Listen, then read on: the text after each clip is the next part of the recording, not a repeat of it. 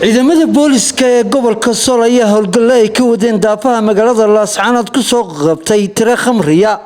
taliyaha qaybta booliska ee gobolka Sool gudoomiyaha gobolka Sool iyo waliba maayarka degmada Laascaanood ayaa maanta warbaahinta kula hadlay kuna soo bandhigay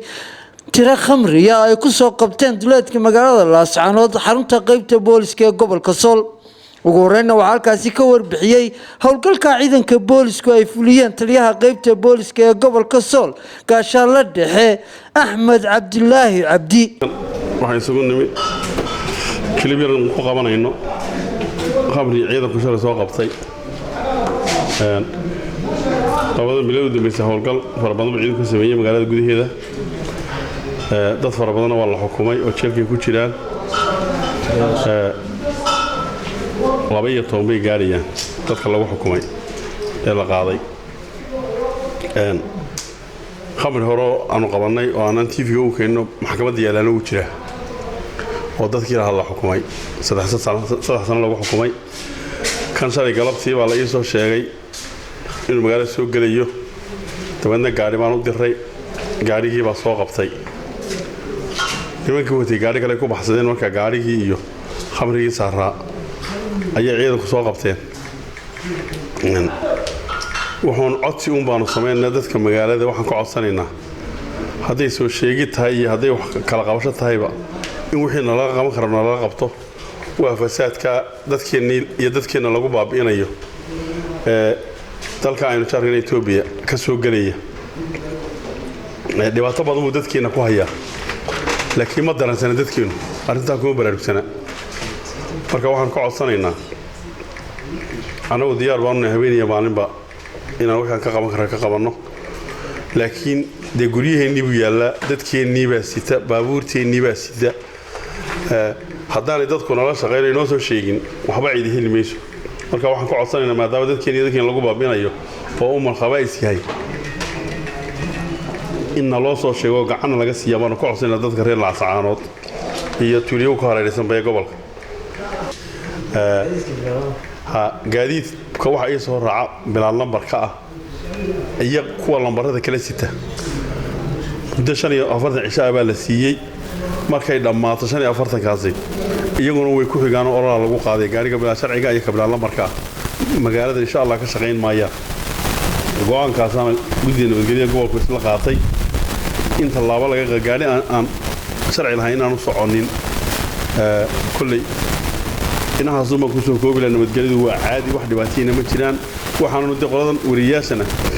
ina horta waxa uga shaqeynaa uma doonino aanu yar kala maaqnayno hawsha iyaan ku maaqnayno ma inaan kala maaqnayno waynu wada soconahay magaalada waxa isaguna halkaasi uga mahad celiyay ciidanka booliska maayarka degmada Laascaanood Cabdicasiis Xuseen Taarwale maanta halkan waxa shirkan loo qabtay in lagu soo bandhigo khamri shalay galab ciidanka boolisku ee magaalada Laascaanood soo qabteen oo ah 120 dhalo oo khamriya marka koowaad ciidanka nabadgelyada ee booliska waanu hambalyeynaa guusha ay gaareen waxaan leenahay ilaahay baa abaal ka siin doona shaqadana si laba laaba oo si saddex laaba sidii bahalka khamriga aynu magaalada uga nadiifin lahayn isagoo khamrigu noqdo aafo culus hadeerna gobolada xuduud kale leh Itoobiya ku soo badanaya halkaas uu naga soo boodaya inaynu la dagaalano oo ciidanka booliska shacbigu baa inagu iskaashanayna ciidanku kaliya waxba qaban karmay maamulku in iyagoo wada jira ay la dagaalanmo oo dadnimadeena ilaashano oo qof walbi meeshii khamri ugu cabay meeshuu yaalaba uu soo sheego if yaa akhrib ajir buu keelayaa marka dadweynaha magaalada waxaan ugu baaqayaa in ay ka qayb qaataan hawlgalka khamriga lagu dagaalamayo ciidanka nabadgelyada waxa la mar labaad hambaliyo waxaan kaga baxayaa dadka lagu soo qabto khamriga waxa arkaysaa odayaal u socda waxa la odayaashooni wax walba gelina tii qof khamri aad ku ogeed inuu yimaado haddana u soo raacdo oo tiraado la sii daayo waa wax adag gudoomiyaha gobolka Sool Cabdiqani Maxamuud Jire ayaa isaguna halkaasi uga mahad celiyay ciidanka booliska isagoo ka codsaday bulshadu inay la shaqeeyaan ciidanka booliska runtii shaqo wanaagsan oo boolisku soo qabteen waxaad sida idin muuqata taliyo idin sheegay la soo qabtay khamrigaas dee dhowr jeeran ka dignay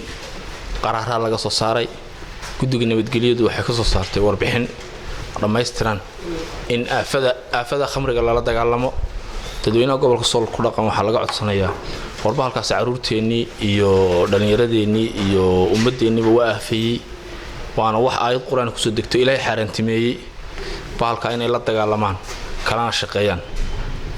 ciidamada booliska ugu hambalyeynaya hawsha ay soo qabteen ee muhiimka hadeerna maaha maaha maalin walba la qabta khamriga maalin walba khamriga waa la soo qabtaa ma garad hadeer tiradiisa uma tirada hore ka badan ee la soo qabtay taasa keentay la soo bandhigo wadogtiino dad badan oo loo qabtay ba jira cidii khamri lagu soo qabto sharciga la marinaya waxa sharcigu uu ka qaban wad garanaysan qof khamri lagu qabtay haddii shariicada islaamka la saarana ka sii daran